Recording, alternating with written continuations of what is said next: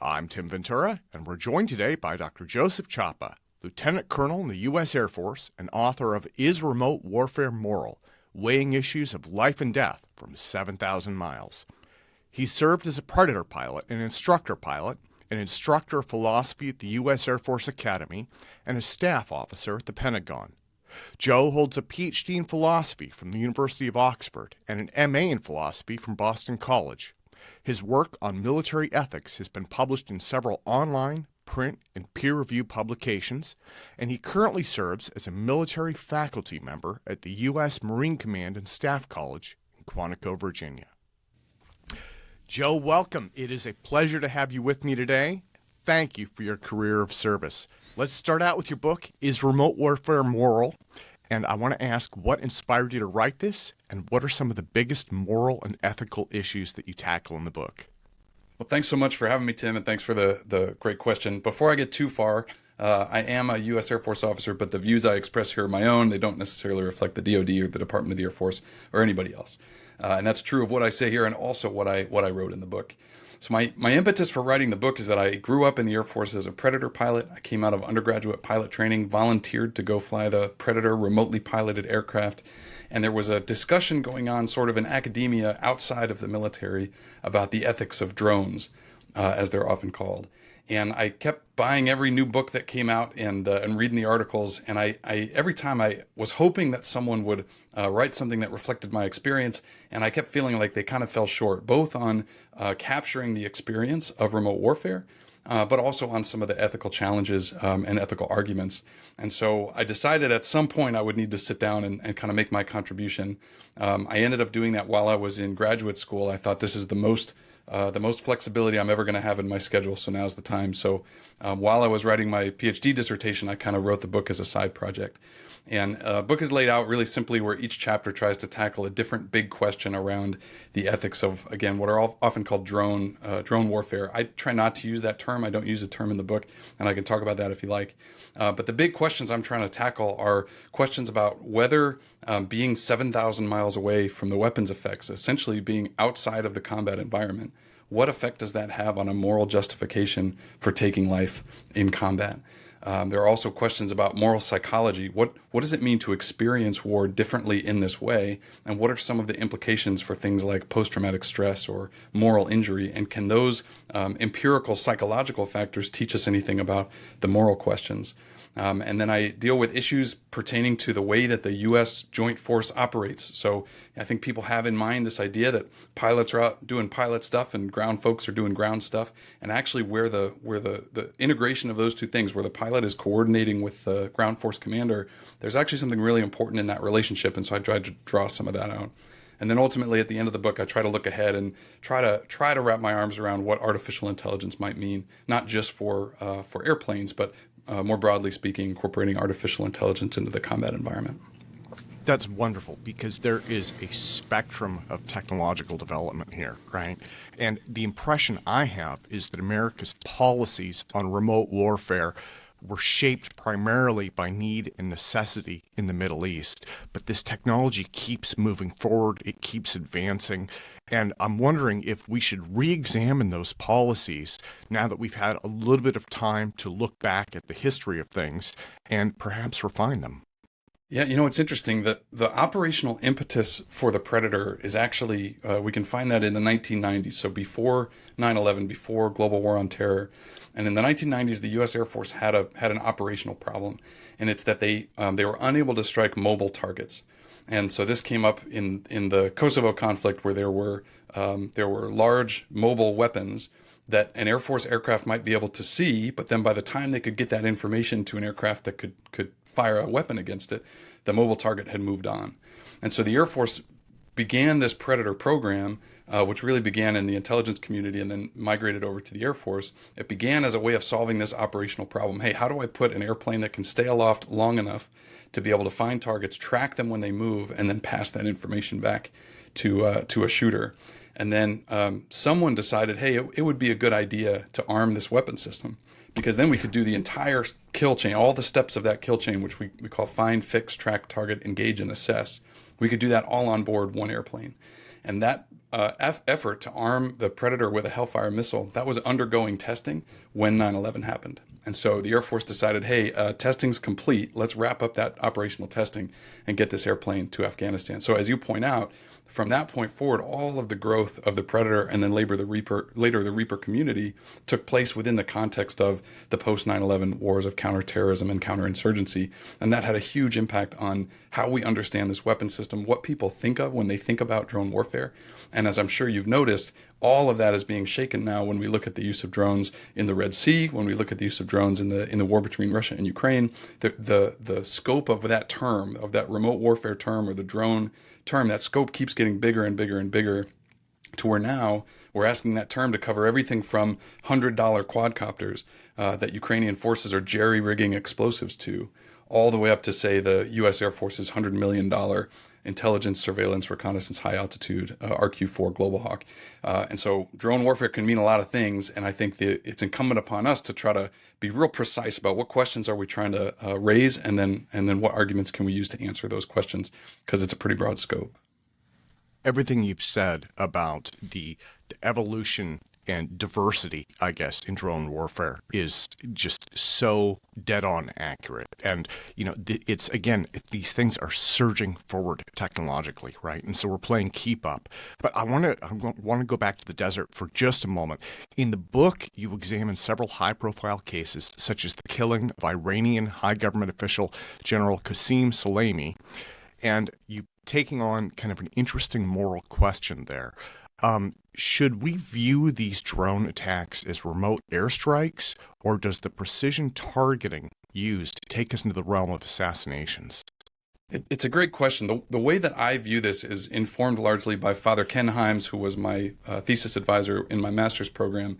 And he has a great book called Drones and the Ethics of Targeted Killing, where he provides a history of assassinations, really. And he tries to fit drone warfare into that long history. And one of the important things I take away from that study that he provided is that generally people reserve the term assassination for the context of killing high-value targets, political officials, outside of a military conflict. And so what I want to be careful not to let that term bleed into the military context. So, for example, one of the historical accounts I provide in the book is that the U.S. Army Air Corps shot down and killed Admiral Yamamoto, who was the architect of the Pearl Harbor attacks in 1941. So the U.S. military knew that Admiral Yamamoto was the architect of Pearl Harbor. They intended to kill him if they could. And at one point, they found that he was going to traverse a certain part of the Pacific. And so they had this pretty elaborate operation to be able to rendezvous with his airplane and shoot him down. Now, that was the targeted killing of a high government official, an admiral in the Imperial Japanese Navy. But I don't think it was an assassination, because Yamamoto was a uniform-wearing military officer, and the Empire of Japan and the United States were in a hot war against one another. And so what I want to do is reserve assassination for outside of a conflict, outside of a military conflict. The reason Qasem Soleimani is such an interesting case, there are actually lots of reasons, but one reason is because he was a uniform-wearing military officer within the Iranian military forces. The question is, was the U.S. engaged in hostilities against Iran? And I think the answer to that question depends on who you ask. There are some people who would say the conflict between U.S. and Iranian proxies around the region had reached such a level that we actually were engaged effectively in hostilities against Iranian forces, or at least Iranian proxy forces. The other view would say, no. The fact that Iran uses its proxies in that way is a way for Iran to avoid outright war with its neighbors, with the United States. And so what we did was, on that view, escalatory, and that we essentially brought Iran proper, an Iranian government official, into that conflict when Iran would have preferred not to go that way. So it can get pretty complicated, and I certainly am not going to try to adjudicate that debate. But what I try to do in the book is show that when we think about the just war principle of proportionality, the proportionality principle requires that whatever good I aim to achieve with a military objective, a military effort, it has to outweigh the harm that I'll cause. And that's usually captured in terms of damage to civilian property or death to civilian people. Well, that proportionality calculus, in my view, should have a pretty long-term scope. I should be able to look pretty far into the future and ask, what are the implications of the military operation that I'm considering? And my concern with the Qasem Soleimani attack is that it might open the door. It's possible that some other state or even non-state actor down the line might try to target a U.S. official and say, well, we targeted a U.S. official because the U.S. started that practice when it targeted Qasem Soleimani. And of course, there are other historical examples, but I would be a little reluctant to want to be the state that opens that door further to targeting government officials outside of declared hostilities. So it's a complicated question, and I think it matters whether one thinks the U.S. was at war with Iran at the time. It is a complicated question, and there are a lot of different ways to view this. One of the things that I've been wondering is if there's much of a difference between a drone pilot pulling the trigger from 7,000 miles away, right, or an A-10 pilot dropping bombs based on the same information from a drone. And I guess the thing that comes to mind is I'm wondering if maybe the emotional distance of pulling the trigger remotely might change the operator's willingness or sense of responsibility for it. Do you think that factors into it, or are these essentially identical things? So I don't think they're identical. That would be a strong claim. I don't think we have evidence for that claim. But if the question is about what is an operator's or a pilot's, a sensor operator's emotional or psychological reaction to causing harm in conflict, it's actually, I think, much more similar to that A-10 pilot you mentioned than people originally thought. And so if you go back to around the 2010 timeframe, there was this term, the PlayStation mentality. And that term was coined by the UN Special Rapporteur on Extrajudicial Killings, Philip Alston. He published a report in which he argued that if crews such as U.S. Predator crews are conducting acts of violence, they're releasing weapons and killing people in combat, but they're doing it from 7,000 miles away, that whole war for them will be mediated through a video screen. And the nearest sort of proximate analogy he could come up with is that of a video game. And so would it be the case, he wondered, if crews would approach their very important and lethal and serious work the same way someone approaches a video game? Now that argument, not just that paper, but the argument that developed in those years, prompted the U.S. Air Force to invest some resources in answering that question. And so for several years, the 711th Human Performance Wing, which is a U.S. Air Force unit in Ohio, they conducted empirical psychological studies with Predator and Reaper crew members to ask that question. Hey, what is the emotional psychological response?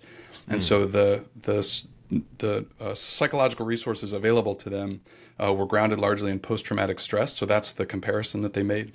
And so essentially each year they figured out what percentage of the Predator and Reaper force is at high risk for contracting post-traumatic stress disorder. And the answer is around 4 to 6%. It varies a little bit each year, but it's roughly 4 to 6%. And what's important to me is that's about the same rate that you would find in the A-10 community or the AC-130 gunship community or the Strike Eagle community. And so it does seem like the Predator and Reaper crews are as emotionally invested in their work as the A-10 crews are. Now, I think where this gets complicated, so there are lots of reasons for that, one of which is although the crews are 7,000 miles away, they often have a lot longer time over the target than the fighter aircraft pilot would. And so they might be able to see a person going about their lives for several hours, sometimes for several days before striking that target. And that can have an emotional toll that's a little bit analogous to the fighter pilot who might just be on station for 5 or 10 minutes and release the weapon. One of the open questions, I think, as we go forward, as we look at what's happening with drones in Ukraine and elsewhere, is that we are entering an era in which militaries will probably have the capability to conduct strikes like these without having a human directly observing every single strike.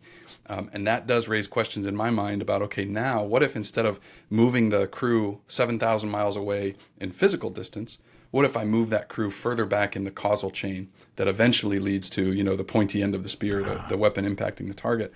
Will that cause crews to take that work less seriously or to be somehow emotionally detached from the work that they're doing? I don't know the answer to that question. I don't think anybody does. But I do think military organizations should take a look at that and start to ask themselves questions about training and education. How do I train up crews so that they will continue to take that weapons employment very seriously, even if they can't see it taking place on the video screen? It's so important to have this background information, right, from the War in the Desert and from the Predator and Reaper programs that we can work with, because the evolution of this is happening so rapidly. I mean, as you mentioned a moment ago, We are seeing remote warfare evolving, from originally the Predator to today's mixture of commercial and military drones. Again, everything from cardboard RC aircraft to off-the-shelf quadcopters up to expensive Iranian-built drones the size of small aircraft. So what are your thoughts seeing it just changing so rapidly in front of us?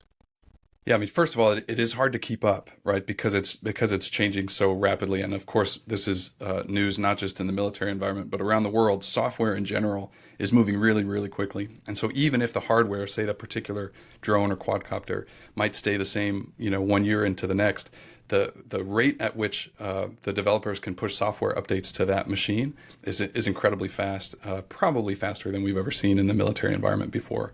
One of the things that's interesting to me is that is just how low the barrier of entry is to using small quadcopters to lethal effect.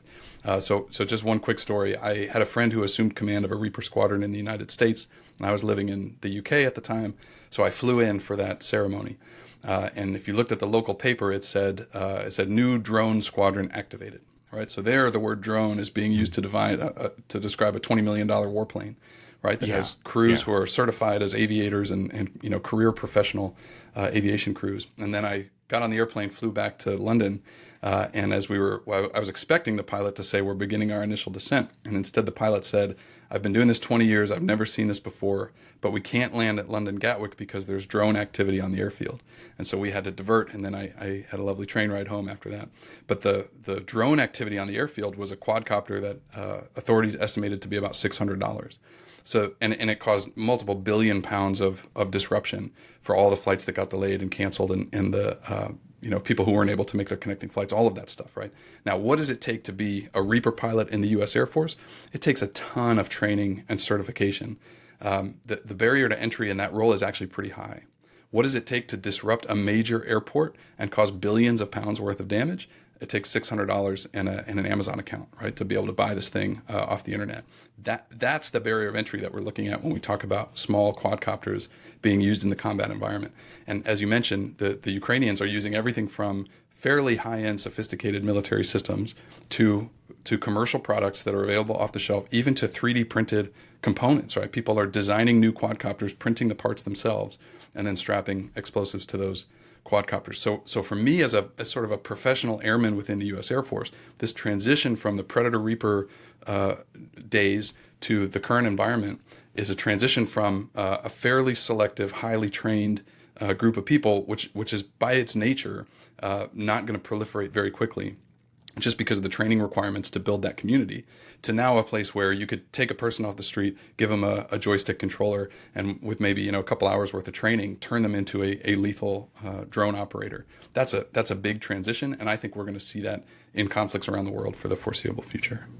Yeah, and it's changing so fast. Last year, I was seeing videos on Twitter, now X, about drones dropping little 6-pound munitions, right, onto Russian soldiers.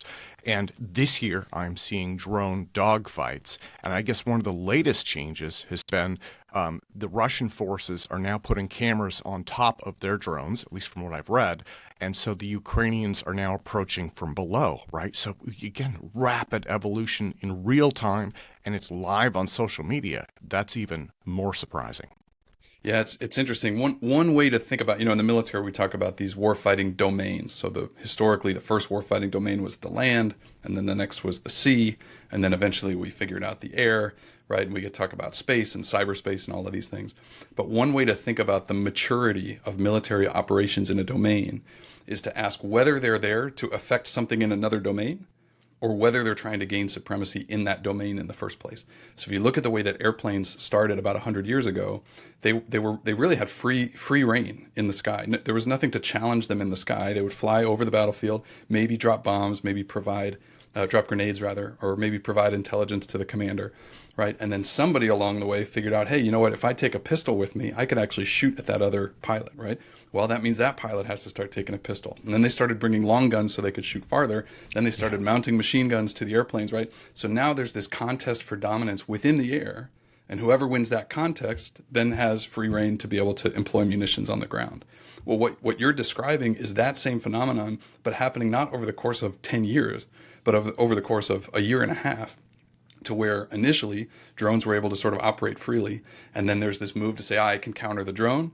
So the other side says, well, I need a counter to the counter. And then the other side says, I need a counter to the counter to the counter, right? And that two-step dance in military capability development, which it applies to every war of all time, but it's happening incredibly quickly, because sometimes all you need is a software update to be able to achieve that relative advantage over the adversary.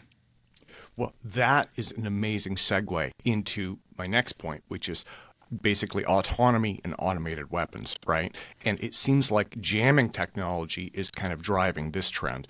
The one that really caught my attention was the Kalashnikov drone, right? The same guys who make the AK-47 now make a drone. From what I understand, this is capable of autonomous function, and I believe part of the point is to avoid operator jamming, right? And there are a lot of different ways to get around that jamming. But the thing that interested me about that is we are seeing, basically, as you mentioned earlier, AI may find a role in this, more autonomy, that final stage of targeting now, maybe hands off.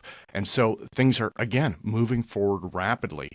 I wanted to ask, should a human always make the final decision to carry out lethal orders? And I think this is actually more complicated than most people would think. I think most of us would tend to say yes, but I've done a little bit of research on this, and it is a complex issue. What are your thoughts? Yeah, absolutely. So first of all, I just want to highlight that I think you're absolutely right that the jamming is driving the operational need for autonomy. So there's this misconception that I hear all the time that, for instance, the United States needs to develop autonomous aircraft or ships or whatever because China's developing autonomous aircraft or ships or whatever. But that's actually the wrong way to look at it. The reason the United States has an operational need to develop autonomy is because the People's Republic of China, People's Liberation Army, is developing capabilities that can defeat our traditional weapon system. Yeah. So it's not the autonomy, it's the jamming. It's the counter-air capability, right? It's the rockets and missiles that are capable of shooting down airplanes. That's the capability that drives the need to say, okay, not only do I need to put a remotely piloted aircraft inside of that weapons engagement zone, then it would be jammed, right? So now I need an autonomous aircraft that can operate within that weapons engagement zone, even if I don't have the communications capability to talk to it.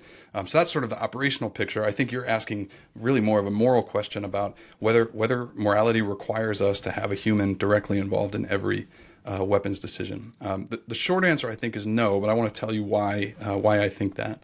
So if you look at, for instance, the air-to-air context, this is, in the service I grew up in the United States Air Force, we've been doing this for a long time, right? I mentioned ever since the First World War, aircraft have tried to shoot each other down. In the end of the 20th century, that became a pretty technologically sophisticated event, to the point where aircraft are able to perceive each other through radar and other things beyond visual range, and then determine through technological means that the radar track that the pilot is perceiving is an enemy aircraft. And that's without ever actually putting a human eye on the aircraft, right? Well, yeah. In that context, we're really trusting machines, not autonomous machines, right? Nothing out there is happening autonomously, but the human is trusting inputs from the machine, radar inputs and radar returns and other things, to be able to make a determination that I'm pretty sure that thing that I can't even see with my eye yet is an adversary system that needs to be destroyed. One of the reasons we're able to do that is because ever since the Second Industrial Revolution, when militaries design systems for a military purpose, they tend to have a signature, not to the human eye, but to other technological means. They tend to have a signature that allows us to distinguish them from civilian objects. So, for instance, a Navy warship looks different on the radar and in infrared and in some other modalities. It looks different from a civilian ship, which means that I can identify it as a lawful combatant target further away than I would be able to if I had to rely on the human eyeball. So all that brings us to the question, what about artificial intelligence in the 21st century? I think there are going to be some contexts in which the machine, let's say machine learning, computer vision, is actually going to be pretty good at distinguishing between not military people and civilian people, but military machines and civilian machines. Okay. And so because I think that's the case, I can imagine situations where you might be able to say that the human is going to make the decision about which kinds of machines, which target classes need to be fired upon. But then you might, in some situations, be willing to let the machine determine, okay, now which object out there meets that description of the target class. Now that's under the just war tradition, we call that the principle of discrimination. I have to discriminate between combatants and non-combatants, target only the former and not the latter. But I mentioned that proportionality principle. The proportionality principle says after I distinguish between combatants and non-combatants, I have to make sure that the good that I'm producing outweighs the harm. And so here I think there are some domains, some military contexts in which the proportionality calculus gets much, much easier. So for instance, in the air-to-air environment where airplanes are trying to shoot each other down, it seems very unlikely to me that you would successfully identify an adversary aircraft and then in attempting to shoot it down, somehow cause inadvertent harm to civilians. That's unlikely because there are just not going to be many civilians around that target.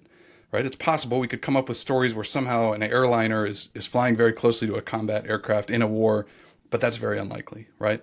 So that the other end of that spectrum is in the land domain, because that's where all the people live, right? So on the land domain, it is likely that even if you could identify a military target, there might be civilians around somewhere. It's going to depend on the context.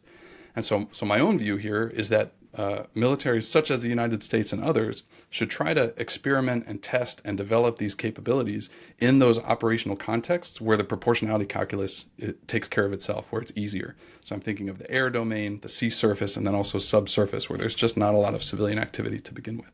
So I do think it's possible we could, under some sets of circumstances, employ an autonomous weapons system that could still meet the requirements of the just war tradition, namely discrimination and proportionality. I appreciate you mentioning that. The examples that came to my mind, which I think are even more relevant now, taking into account Ukraine's emerging drone navy and the development of autonomous land vehicles and more, were basically magnetic naval mines and magnetic anti-tank mines, right? And those do not discriminate between friend and foe. The way they're designed may have some, natural affinity for a certain type of hull or, obviously a tank versus a vehicle, but they're not AI. Those are dumb munitions, right? But they are area denial as well. And you could make the case that those are autonomous weapons and they've been around for decades. So what you're talking about is really taking something that has been in use for a very long time and making it smarter. That's right, and the devil's in the details, right? So the more there are people out there, I'm not stuck on this taxonomy, but there are people out there who want to argue that if it's a simple mine, then it would be maybe automatic, but not autonomous. And then in the middle, you might have automated, and then in the most complex case, you would have autonomous. Whatever words we use to describe those, I think it really is relevant how complex the task is that we're asking the machine to perform.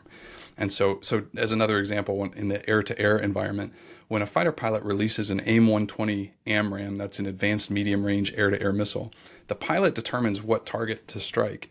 But then as soon as the missile comes off the rail, the missile's doing all the physics and geometry calculations to figure out how do I intercept the target in the most efficient way possible, right? None of us, I think, none of us are bothered by the fact that we're allowing the machine to do those calculations. Those are the kinds of calculations that are appropriate for machines to do. They're very good at math, right? So we're content to have the pilot make the targeting decision and let the missile do all the math.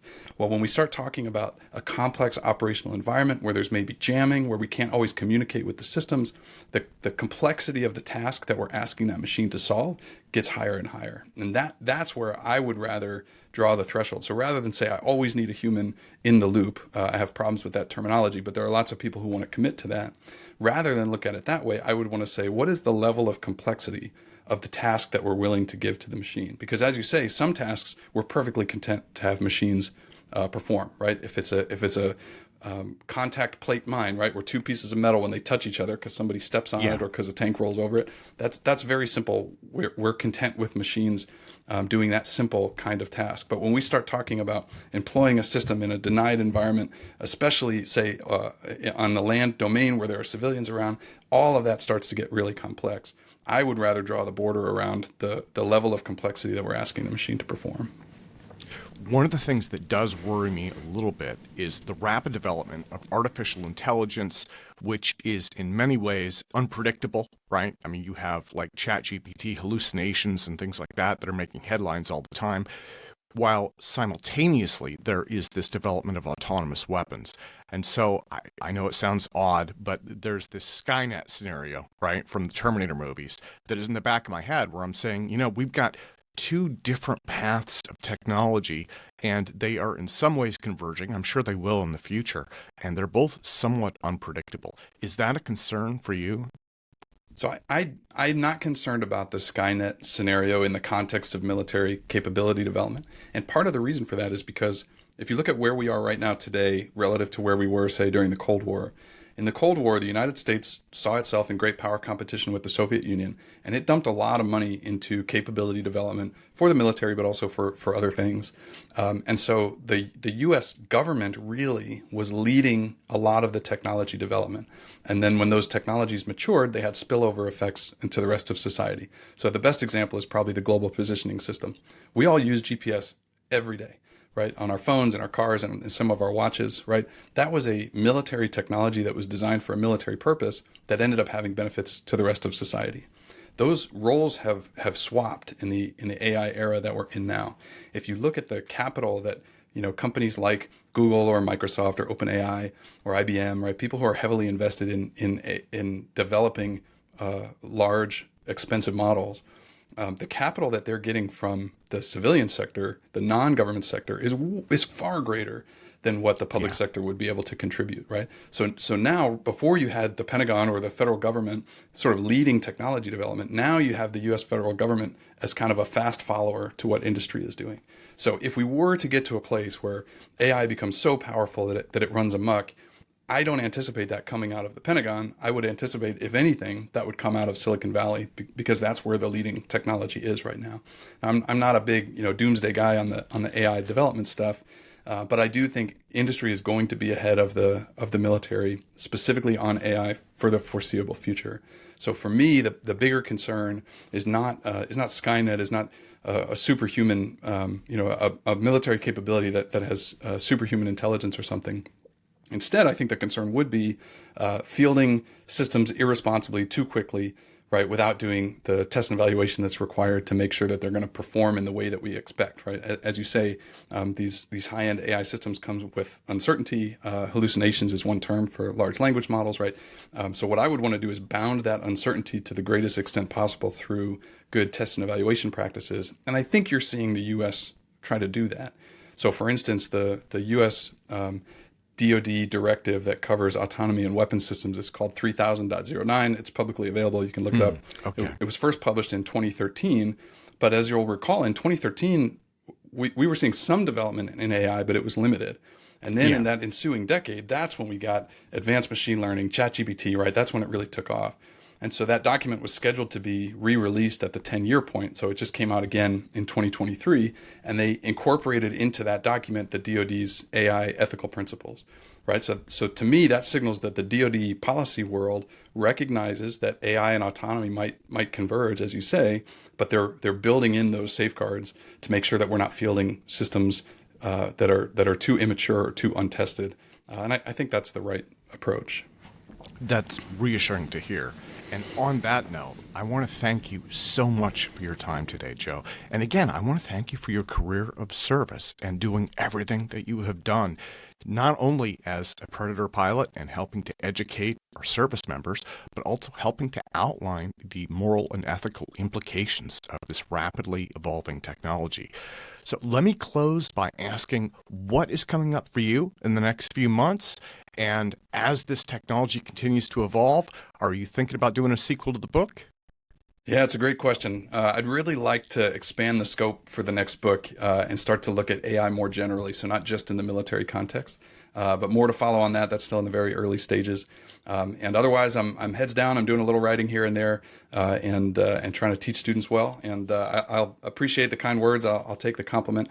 And to quote my colleague at the Naval War College, every day is Ethics Day. So there's always a good opportunity to talk about ethics. And I appreciate you bringing me in to talk about some of those things. Absolutely. Thank you again so much for your time today, sir. Thanks, Tim.